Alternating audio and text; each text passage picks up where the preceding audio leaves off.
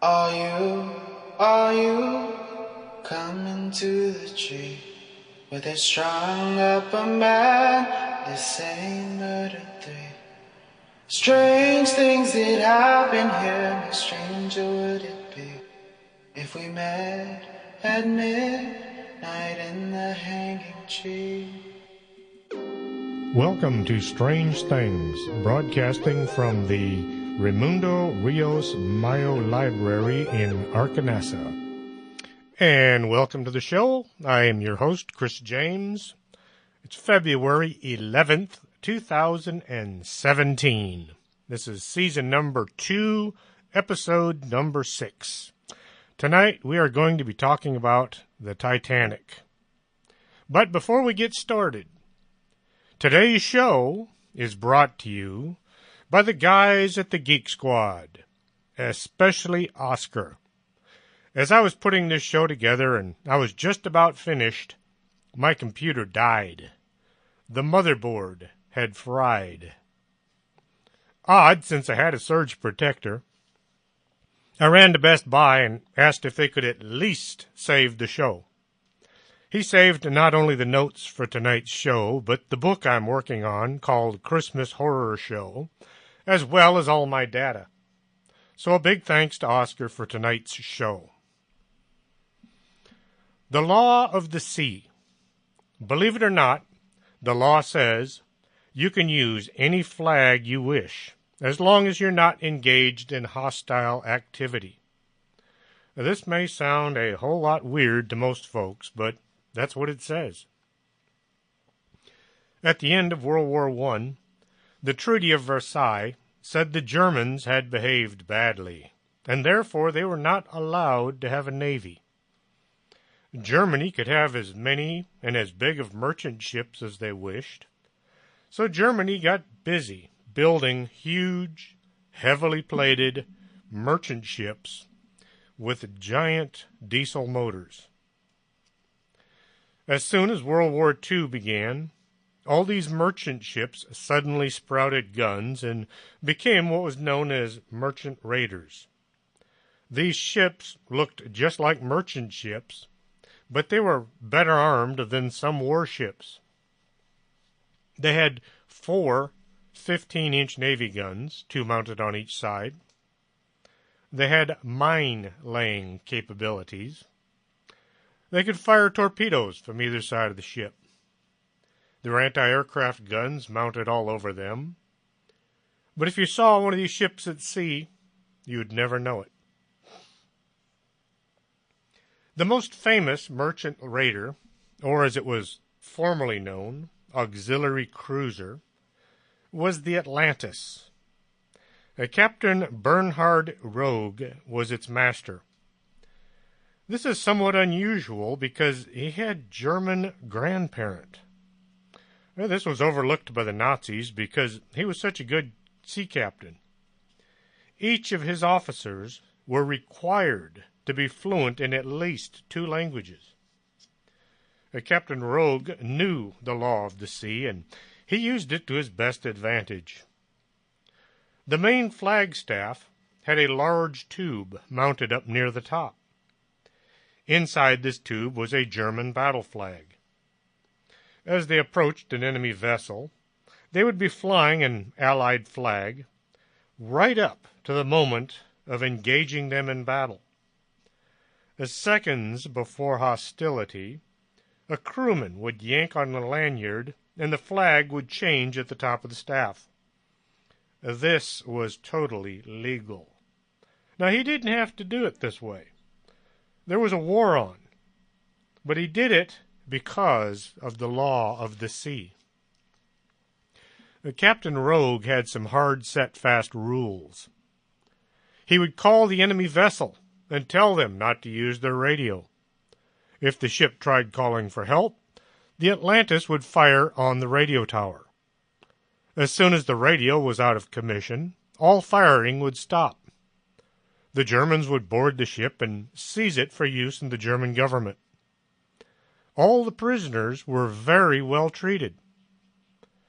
One time when children were found on board one ship, The crew of the Atlantis built a playground for them on the deck.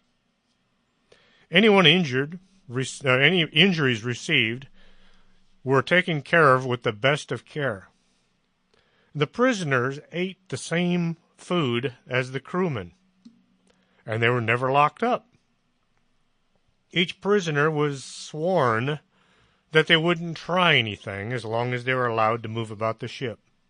As far as anyone knows, they all stuck to their word. The first officer, Ulrich Moore, was sent to board and seize a ship one night. He dressed in what looked like a British officer's uniform. Before he could pull his pistol and seize the ship, he had to remove his hat, and then he had to replace it with a German Navy hat, so he would be in uniform. Then he was free to take action. The captain of the ship was so startled by Moore's actions that he actually allowed the first officer to take the ship. Law of the sea. The vessel was captured without a shot being fired. The merchant raider Atlantis sailed completely around the world. They captured or sank 22 Allied vessels, and they did this without ever setting into port. For 23 months, Captain Rogue and the men of the Atlantis were the biggest thorn in the side of the Allies. How was he able to pull this off? The ship's hold contained far more than just weapons and men. The ship carried hundreds of yards of canvas and paint in every color, wood and framing equipment. The crew had become adept at changing the silhouette of the Atlantis to look like just about any ship at sea. They would paint the ship at night, using any and every disguise they could think of. The aircraft battery mounted on the forecastle was enclosed in a giant wooden box with an address of a fictional business painted on the side. At some times, the Atlantis would have 2 smokestacks, and on other occasions it would only have 1. One of the smokestacks was fake. They would also dress up to look like people from different parts of the world. They carried an enormous wardrobe ready to use in a maneuver of deception. The British Admiralty had the Atlantis as one of their top priorities. In order to keep his crew happy, the captain had designated a part of the ship as being on vacation. The crew would be given leave. They would report to vacation land, where they were free from everyday duties. Only during an alarm were they expected to rejoin the crew. No saluting, no guard duty, no scrubbing the deck. They were on vacation. The Atlantis also carried a huge library, and the crew were encouraged to study and to learn languages, as well as other mind-expanding studies. But at long last, Captain Rogue's luck had run out. Early on the morning of November 22nd, 1941, as the Atlantis was refueling a U-boat, the Allies arrived. The Allies had managed to capture an Enigma machine along with its codebook. The Atlantis was intercepted by HMS Devonshire. The British demanded the Atlantis surrender. Captain Rogue refused. Instead, he and his first officer, Moore, dressed in their finest dress uniforms, and then he ordered the crew to abandon ship. The crew rowed away in the lifeboats as the British began shelling the Atlantis. Captain Rogue never returned fire. He went down with the Allies, not sure if they had sunk the Atlantis or not. We'll be right back with more on Captain Rogue and then the Titanic after these messages, so don't go away. You're listening to Arkanasa Radio.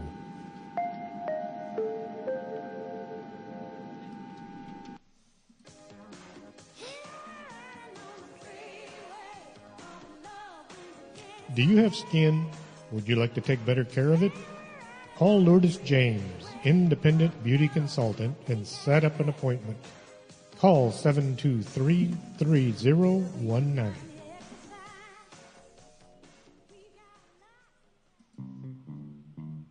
If your vision isn't what it used to be, and you're not sure you're seeing Bigfoot or just your neighbor mowing his lawn, stop on by Del Norte Optical, 107 Calle del Norte, just across the street from the Embassy Suites. You should be able to see what you're looking at.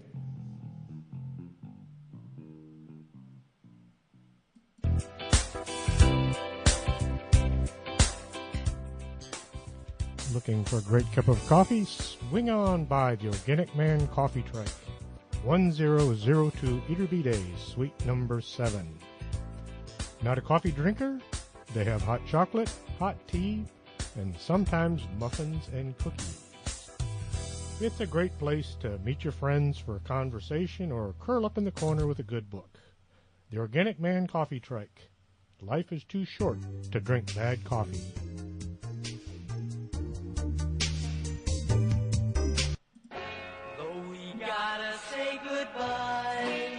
No, don't say goodbye. Stay with us. This is Arcanelza Radio. Quédate con nosotros. Estás escuchando Arcanasa Radio.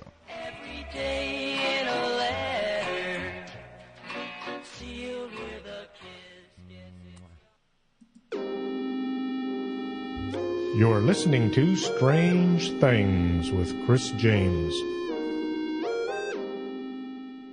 And welcome back to the show. Now, getting back to the Atlantis, the submarine that Captain Rogue had been refueling was still in the area, so the British beat feet as soon as the ship had sunk. Captain Rogue and Lieutenant Moore were pulled from the water by their men, wet but not injured. The U-126 resurfaced, and the lifeboats were towed behind the submarine for days. They finally did get back to Germany, and Captain Rogue went on to do other things in the Navy. At the end of World War II, all the Nazi higher-ups were arrested and put on trial. Any time any of the former prisoners of the Atlantis were asked to testify against Captain Rogue, all they could say was he was a fair and a just man. Admiral Rogue, he had been promoted March 1st, 1943, was released without ever standing trial or serving any time in jail. Even in war times, there are men who do the right things no matter what. And Captain Rogue was such a man. If you find this story fascinating and would like to know more about the Atlantis and the men who crewed it, check out a book called Ship 16 at Amazon.com, which was written by First Officer Moore. Now, what do we actually know about the RMS Titanic? The name Titanic was derived from Greek mythology, and it meant gigantic. Built in Belfast, Ireland, the RMS Titanic was the second of 3 Olympic-class ocean liners. The construction of the Olympic and the Titanic took place virtually in parallel, with the Olympic's keel being laid down first on December 16, 1908, and the Titanic on March 31, 1909, 3.5 months later. The RMS stood for Royal Mail Ship. The Titanic was carrying mail, amongst other things. The Olympic was designed as a luxury ship. Her passengers' facilities, fittings, deck plates, and technical facilities were largely identical to those of her more famous sister, Titanic, although with some small variations. Following completion, Olympic started her sea trials on May 29, 1911, which she successfully completed. And this was the time any unforeseen problems could be addressed, since there would be no passengers on board. It would also give the officers and the crew a chance to get acquainted with the ship, since no one had ever handled such an enormous vessel before. The sea trials lasted for 2 days, and the engines were cranked up to full speed to see how the ship handled under full steam. The Olympic left Belfast on March 31st, 1911, bound for Liverpool, which was her port of registration. After spending a day in Liverpool, open to the public, and they allowed sightseers to come on board and have a look, Olympic finally sailed to Southampton, where she arrived on June 3rd, to be made ready for her maiden voyage. The deep-water dock at Southampton was known as the White Star Dock, and had been specially constructed to accommodate the new Olympic-class liners, and had opened in 1911. Her maiden voyage commenced on 14th of June, 1911, from Southampton. The ship stopped in a few ports along the way before reaching New York City on June 21st. Designer Thomas Andrews was present for the round-trip voyage to New York, and along with a number of engineers as part of what they called the Guarantee Group. They were there to spot any problems or anything that needed improvement. As the largest ship in the world, and the first in a new class of superliners, Olympic's maiden voyage attracted considerable worldwide attention from the press and the public. Following her arrival in New York, Olympic was opened up to the public once more, and it received over 8,000 visitors. More than 10,000 spectators watched her depart from New York Harbor for her return trip to England. Olympic's first major mishap occurred on her 5th voyage on September 20th, 1911. She collided with the British cruiser HMS Hawke off the Isle of Wight. The Olympic turned to the starboard, or the right side. You ever wonder where the term starboard derives from? It's from the Old English starboard, meaning the side on the ship where the steering takes place. The Hawke attempted to evade the collision, but due to lots of nautical things, the Hawke collided with the Olympic near the aft or the rear of the ship. Now, the Hawke was a military vessel and had been designed to be able to ram an enemy ship. The damage to the Olympic was very severe. Olympic was the only ship out making money, and so the White Star Line moved the Titanic out of its construction berth and put the Olympic in its place to get the vessel back out to sea as quickly as possible. Equipment that had been destined to be mounted on the Titanic was used to repair the Olympic instead. One of these replacement parts was the right side propeller, or screw. Then came the bad news. The Hawke was a British warship. The government of Britain wasn't about to take the blame for the accident. An Admiralty inquiry assigned blame to the Olympic, despite numerous witnesses who said that it was the contrary. It was the Hawke's fault. The investigation into the mishap found in favor of the Hawke and laid the entire blame for the collision on the captain of the Olympic. And who was this captain? None other than Captain Smith, the same captain who would later take the Titanic on its maiden voyage. Edward John Smith was born January 27, 1850. He was a British merchant navy officer. He served as master of numerous White Star Line vessels. So many rich folk refused to sail on any ship not under his command, he was called the millionaire's captain, because he had a reputation as being very safe ship's captain, not into taking any kinds of risks. He is best known as the captain of the RMS Titanic, perishing when the ship sank on its maiden voyage. He died April 15th, 1912. Now, with the Olympic being blamed for the collision, the insurance company refused to cover the damage. And to make matters worse, the damage was severe enough the insurance company, Lloyd's of London, refused to insure the Olympic after it was repaired and back out to sea. The collision had damaged the central turbine's mountings, and it had bent the keel, giving the ship a slight permanent list to port. In other words, it pulled to the left, kind of like a cheap shopping cart.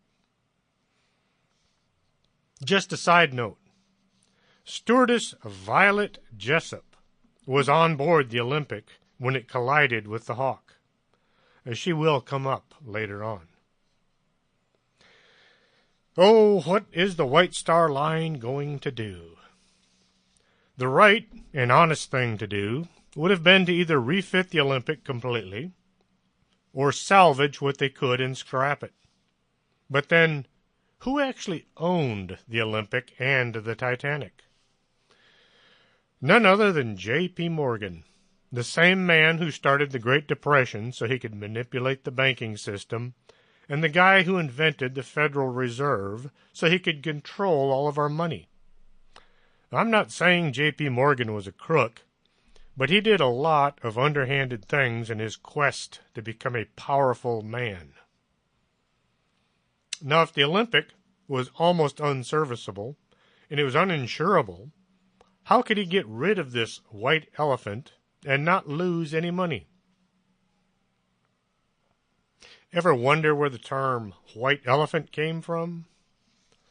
The term came from the sacred white elephants kept by Southeast Asian monarchs in Burma, Thailand, Laos, and Cambodia. Because the animals were considered sacred, and law protected them from labor. Receiving a gift of a white elephant from a monarch was simultaneously a blessing and a curse. It was a blessing because the animal was sacred and a sign of the monarch's favor, and a curse because the recipient now had an expensive-to-maintain animal he could neither give away and he couldn't use it for any practical use. In short, the recipient was about to go broke at the behest of the monarch. So the Olympic was now a white elephant, and it had to be dealt with. The only way to tell one ship from the other was the name, which was painted on either side of the bow and across the stern. Painted on. If, just if, the Olympic were to sink, and the insurance company would foot the bill, the White Star Line would have enough money to go ahead and build a third or fourth ship. The Britannic, also the same design, was already on the boards for construction. But Lloyd's of London had already said no. The names are just painted on. Slip in late one night with a can of paint, and almost like magic, the Olympic could become the Titanic, which was insured for a lot of cash. Then, seeing as the Olympic, a.k.a. the Titanic, had a bent keel and was known to be unseaworthy, a trip to the bottom would be the best way for anyone holding stock in the White Star Line. But that would be murder. Not so fast. Remember, the Titanic was unsinkable, unless you ripped the whole side out of it and then maybe failed to take any kind of efforts to keep the water out. The idea may have been to hit the iceberg and cause just enough damage that the ship looked as if it would sink.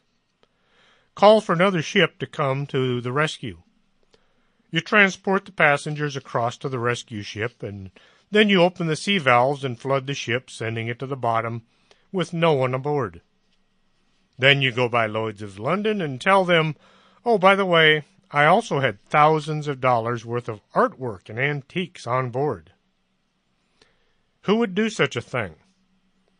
Maybe J.P. Morgan. But how do you arrange for a ship to hit an iceberg? Captain Smith would never do such a thing. Or would he? Captain Smith was blamed for the whole reason the Olympic was no longer insurable. His well-earned reputation as a safe and trustworthy commander had been ruined. Captain Smith had announced he was going to retire at the end of the Titanic's maiden voyage. He would hang up his hat and go do other things. There's just a slight problem with his plan. He didn't have enough time in grade to retire. He needed at least 1 more year if he was to retire with his full pay. What was he going to do? Just walk away from a lucrative job where he was the biggest fish out there? I would think the conversation went something like this. Captain Smith, you want me to do what? J.P., I want you to sail into an ice field and hit an iceberg. Captain Smith, inconceivable. J.P., look, Smith, do as I say and no one gets hurt. The lifeboats will ferry the passengers over to another White Star ship, and then you scuttle the thing. Captain Smith, what's in it for me? J.P., early retirement and a suitcase full of money. Captain Smith, oh, well, if you put it that way, when do we sink?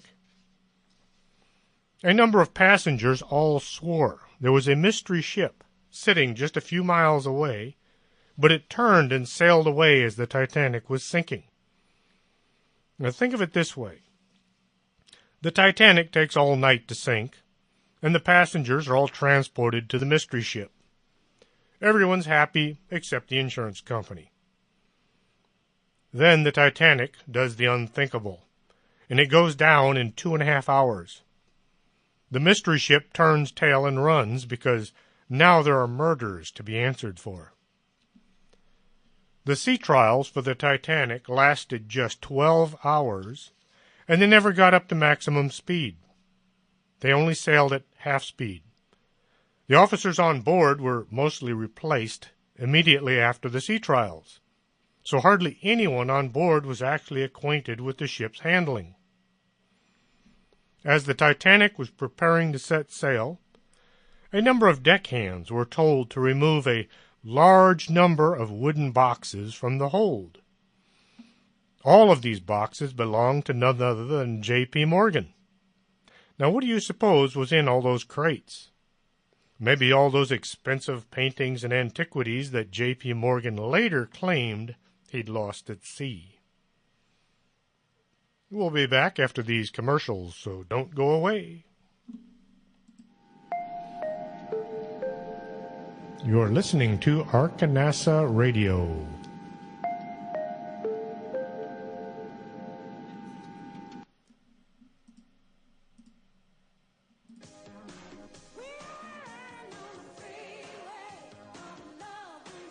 Do you have skin? Would you like to take better care of it? Call Lourdes James, independent beauty consultant, and set up an appointment. Call 723-3019.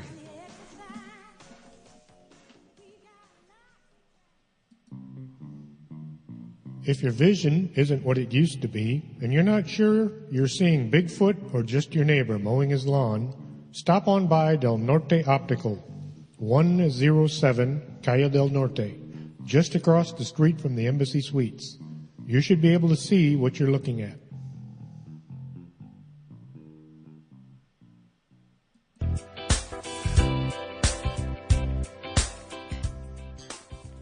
Looking for a great cup of coffee? Swing on by the Organic Man Coffee Truck, 1002 Eaterby Day, Suite number 7.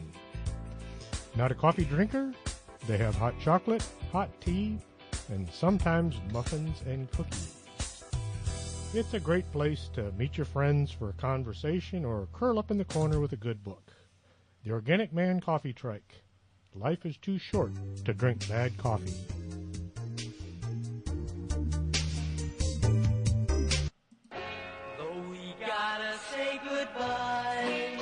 No, don't say goodbye. Stay with us. This is Arkanasa Radio. Quédate con nosotros. Estás escuchando Arkanasa Radio.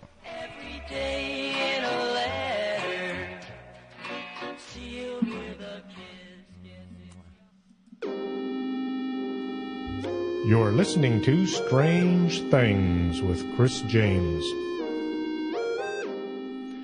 And welcome back to the show about the Titanic.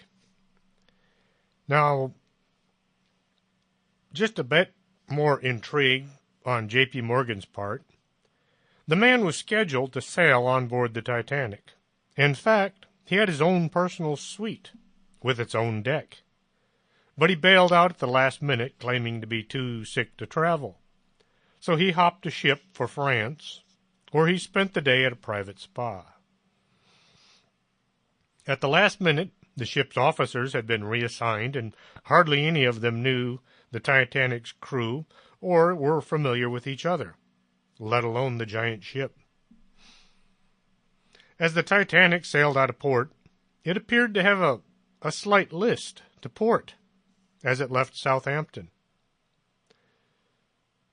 A list to port was noted by several Titanic survivors, including Lawrence Beasley, who wrote in his book about the sinking.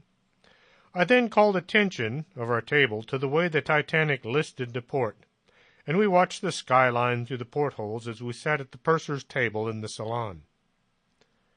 This was echoed by survivor Norman Chambers, who testified that the ship had a list to port nearly all afternoon.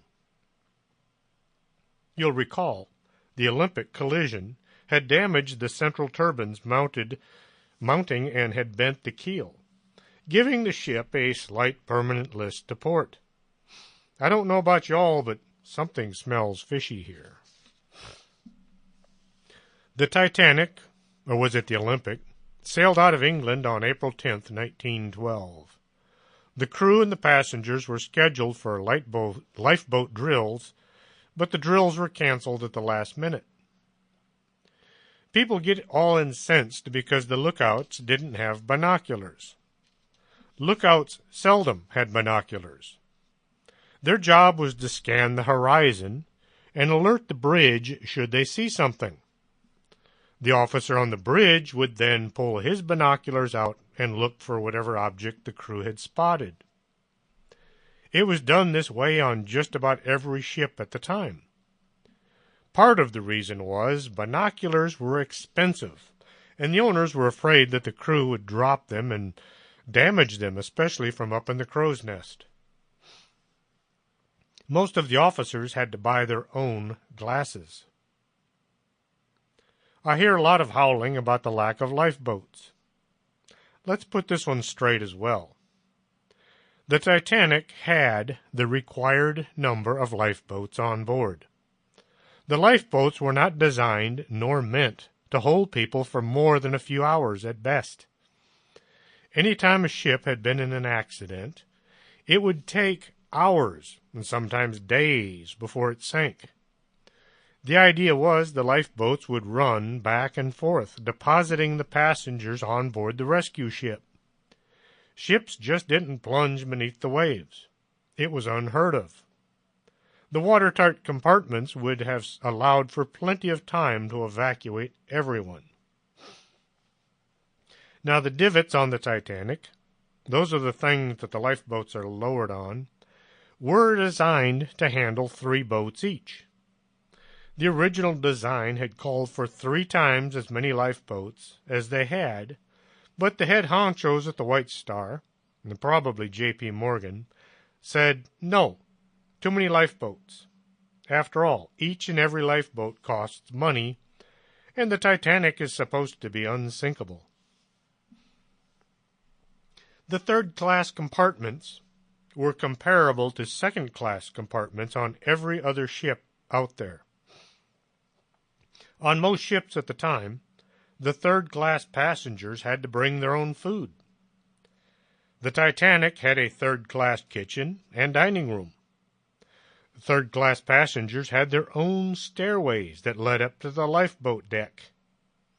The main problem was none of the ship's crew spoke Italian or Greek or Spanish or any of the mixed languages found in the third-class passengers.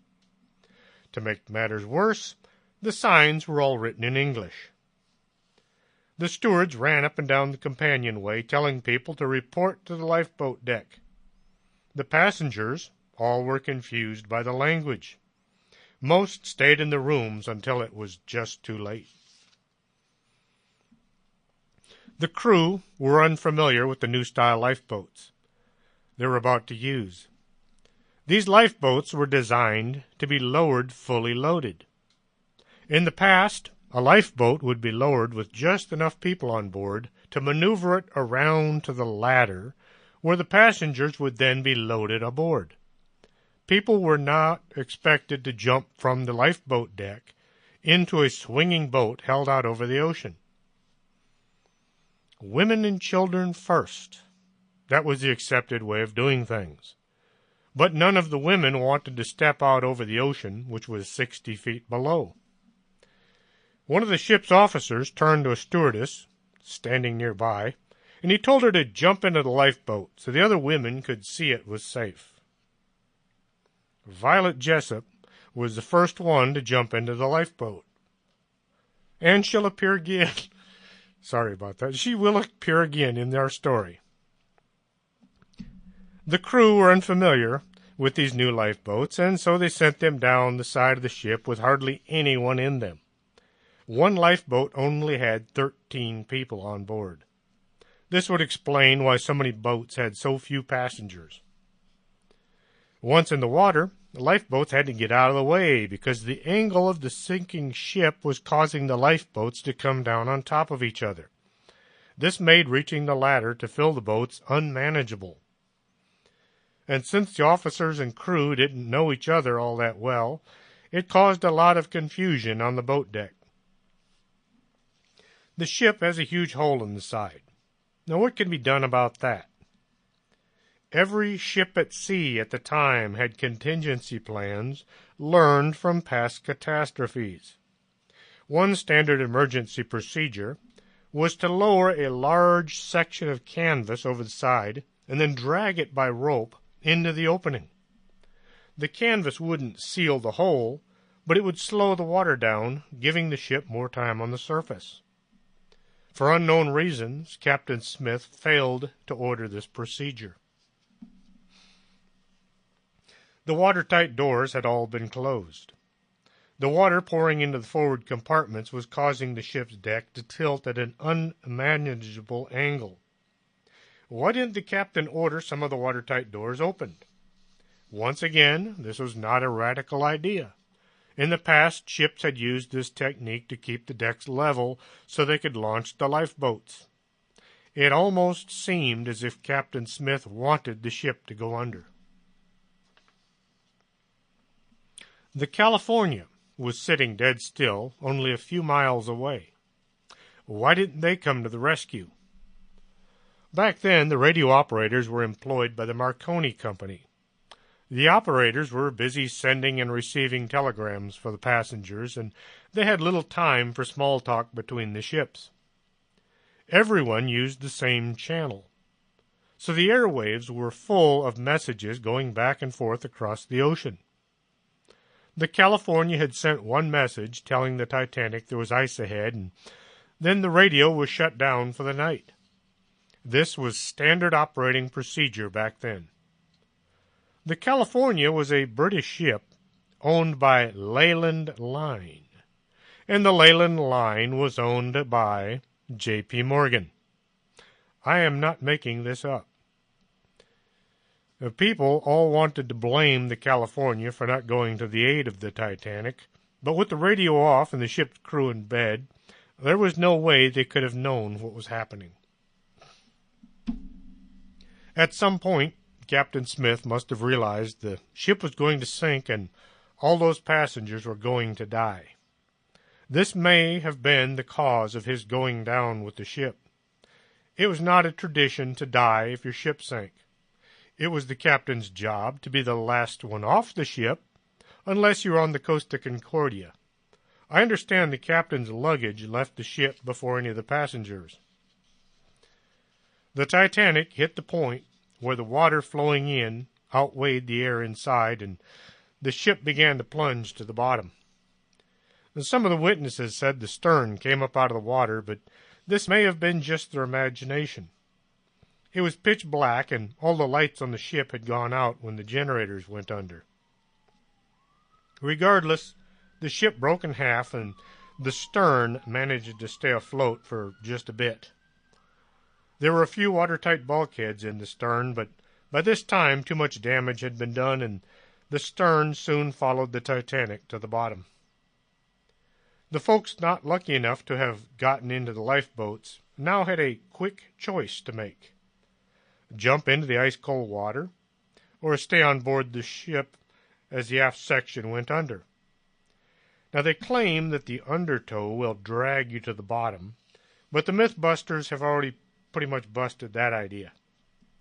Either way, you were going to get wet, and it was going to be cold.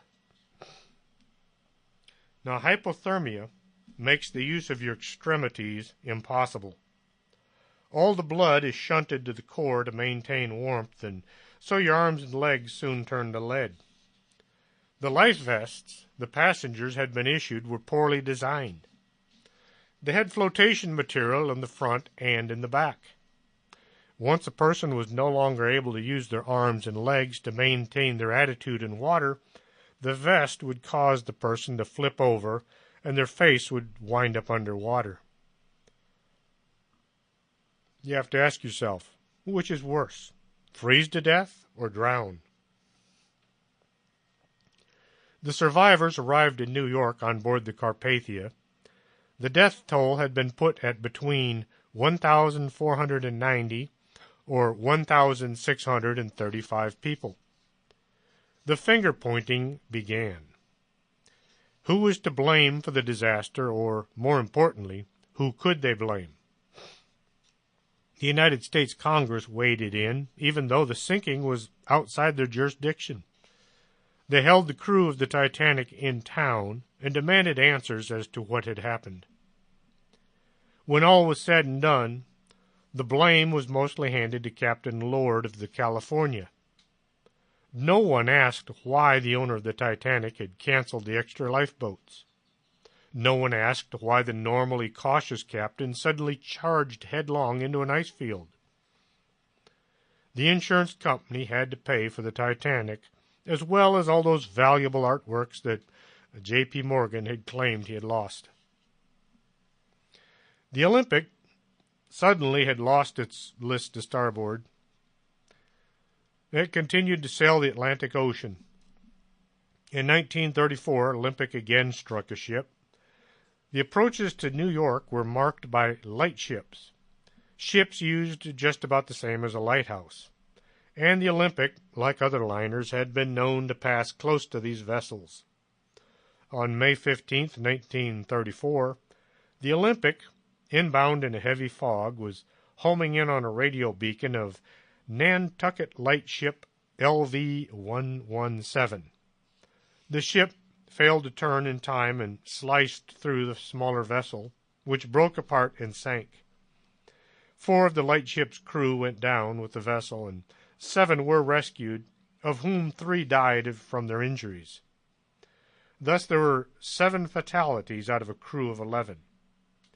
The lightship's surviving crew and the Olympic's captain were interviewed soon after reaching shore. One crewman said it all happened so quickly that they didn't know how it happened. The captain was very sorry it happened, but he did say that the Olympic reacted very quickly to lower the boats to rescue the crew, which was confirmed by the injured crewman.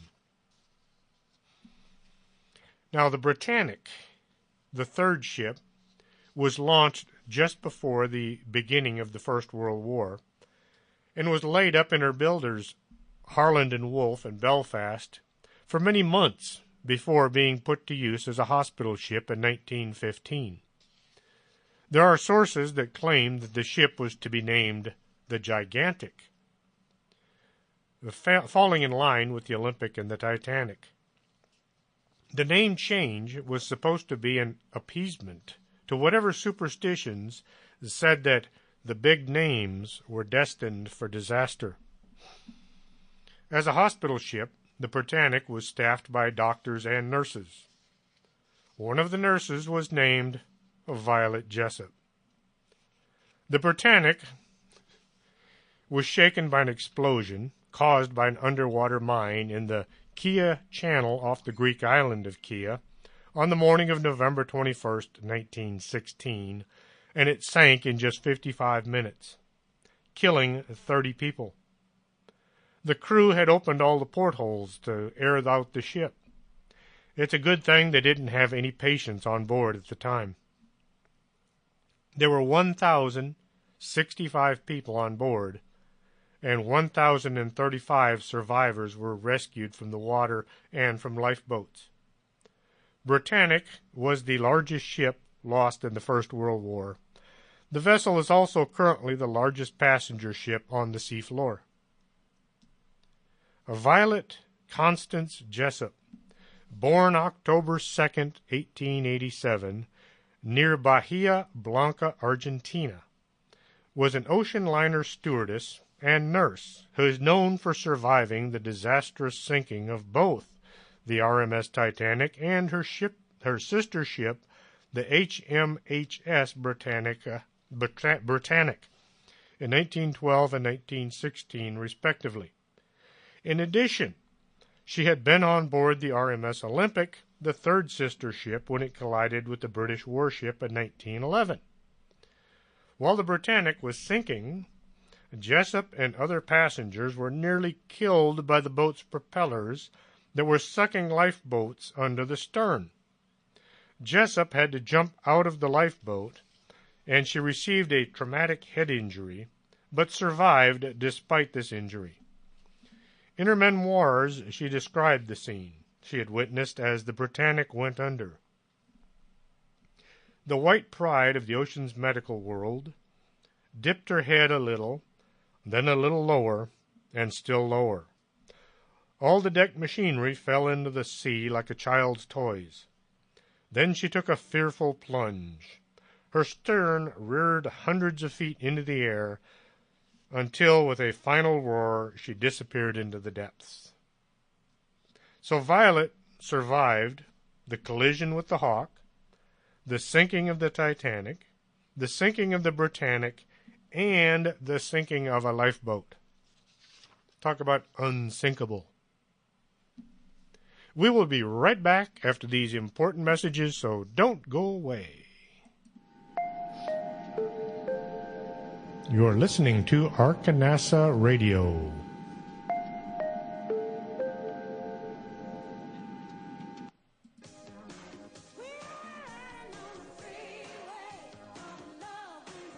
Do you have skin? Would you like to take better care of it? Call Lourdes James, independent beauty consultant, and set up an appointment. Call 723-3019.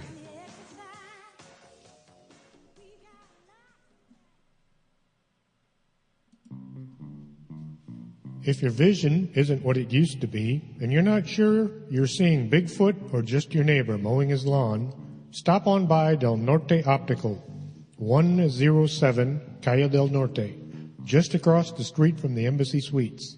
You should be able to see what you're looking at.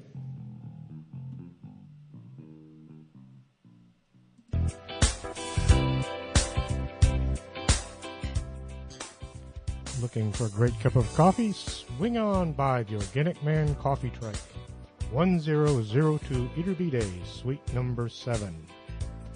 Not a coffee drinker? They have hot chocolate, hot tea, and sometimes muffins and cookies. It's a great place to meet your friends for a conversation or curl up in the corner with a good book. The Organic Man Coffee Truck. Life is too short to drink bad coffee.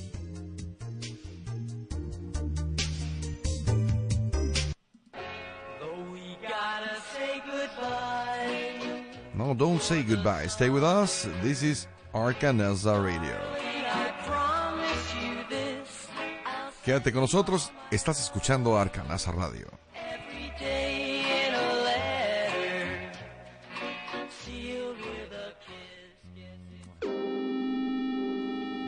You're listening to Strange Things with Chris James. And welcome back to the show. In 1898, author Morgan Robertson wrote a book named Futility. It was about a giant ship that sank after colliding with an iceberg. The name of the ship was the Titan. Although the novel was written before the RMS Titanic was even dreamed up, There are some uncanny similarities between the fictional ship and the real-life vessel. Both ships were triple-screw vessels. The Titan was the largest craft afloat and the greatest works of men. It was 800 feet long, and it displaced 45,000 tons. The Titanic was 882 feet long, and it displaced 46,000 tons. The Titan was said to be unsinkable. The papers all said that the Titanic was unsinkable as well. The story goes, in April, the Titan struck an iceberg on the starboard side while sailing at 25 knots. The real story is on April 15th, the Titanic struck an iceberg on the starboard side while traveling at 22.5 knots. The Titan was 400 nautical miles from Newfoundland. The Titanic was 400 nautical miles from Newfoundland. The Titanic carried only 16 lifeboats, plus 4 collapsible lifeboats, originally thought to be less than half the number required for her passengers and crew, which was a capacity of 3,000. The Titan carried 24 lifeboats, which could carry less than half of her total complement of 3,000 people. The Titanic sank, and more than half of her 2,200 passengers and crew died. Of the Titanic's crew and passengers, 705 survived, 1,523, or 1,630 were lost. No one is 100% certain how many people were actually on board. The Titan also sank, and more than half of her 2,500 passengers drowned. Following the Titanic's sinking, some people credited Robertson with clairvoyance. Robertson denied this, claiming the similarities were explained by his extensive knowledge of shipbuilding and maritime trends. I don't know. It sounds to me like he had way too many similarities to be just guesswork. When Robert Ballard found the Titanic sitting on the ocean floor, he used the serial number on the right-hand screw to make a positive identification. However, the Olympic had been repaired using parts meant for the Titanic.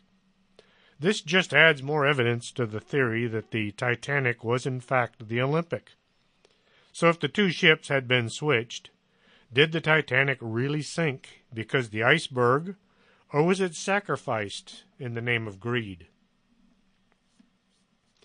Now that people know where the Titanic sits, they have been flocking to the site to show what they consider their respects and to take some souvenirs.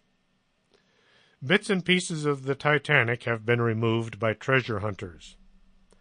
The deck of the Titanic is covered with plaques and mementos left by everyone who visits the site. It looks like the aftermath of a demonstration. It amounts to a form of graffiti. Robert Ballard has said the Titanic is a sacred site where hundreds of people died, and these tourists are just destroying it. Last July, my wife and I were in Tennessee, staying at Pigeon Forge. We drove over to have a look at the Smoky Mountains and to see Gatlinburg. Right on the side of Parkway sat the bow of the Titanic, and there was an iceberg right next to it.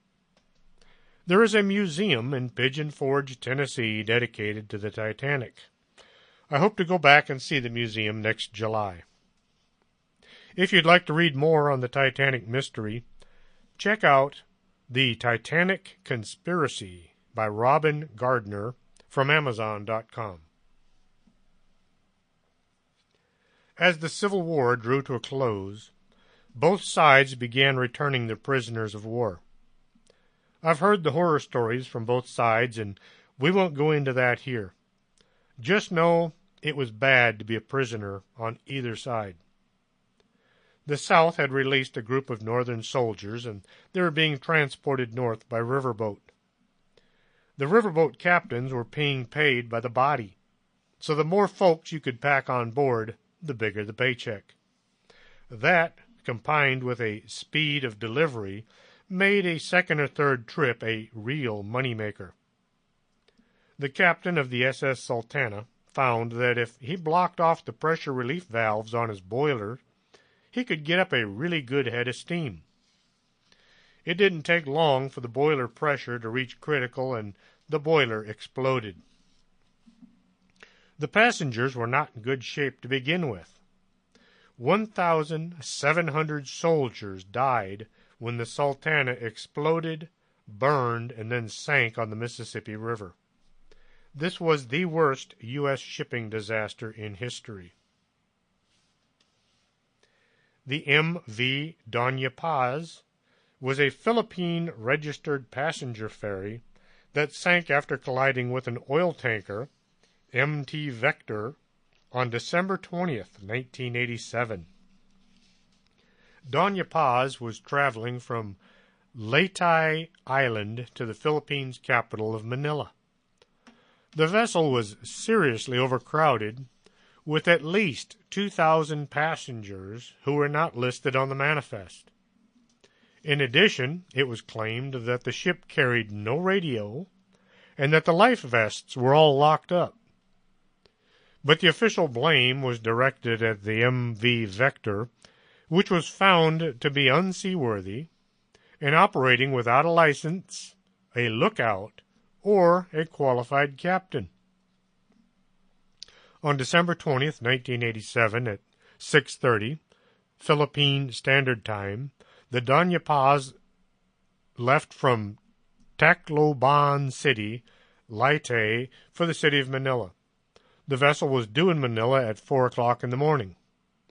The Doña Paz had no radio.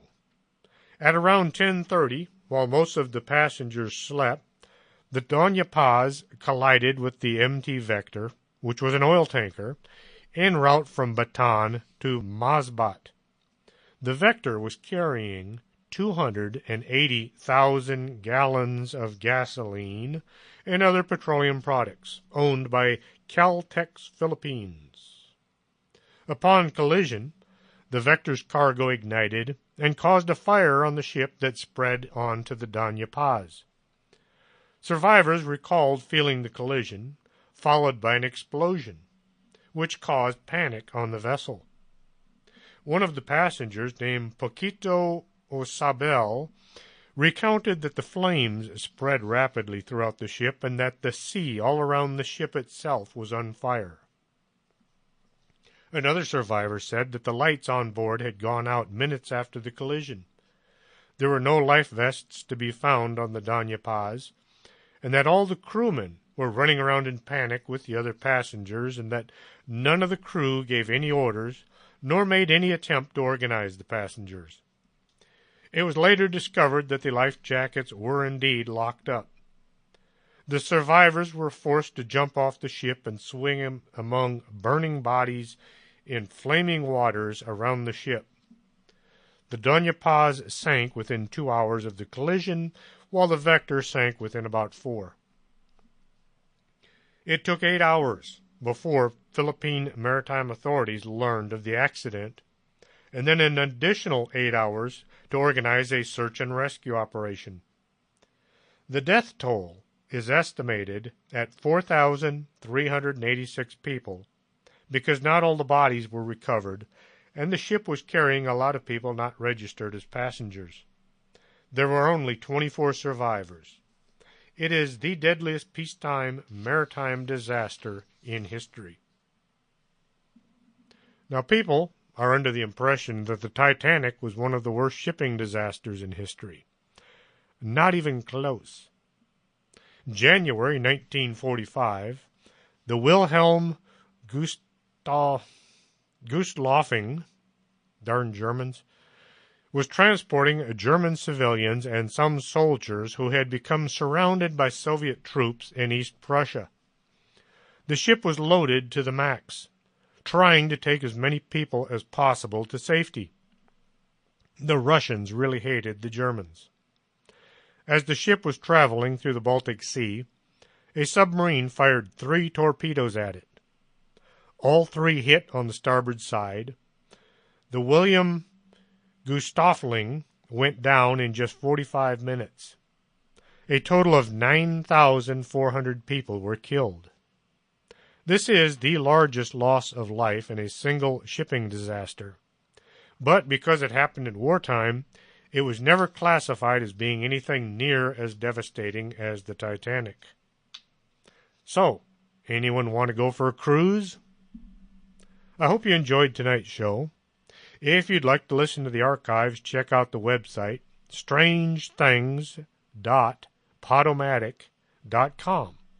And if you want to contact us, go to strangethings@arkanasa.com. We will be back next Saturday with more Strange Things. Are you coming to the tree where they strung up a man, the same murder 3? Strange things that happen here, no stranger would it be if we met at midnight in the hanging tree.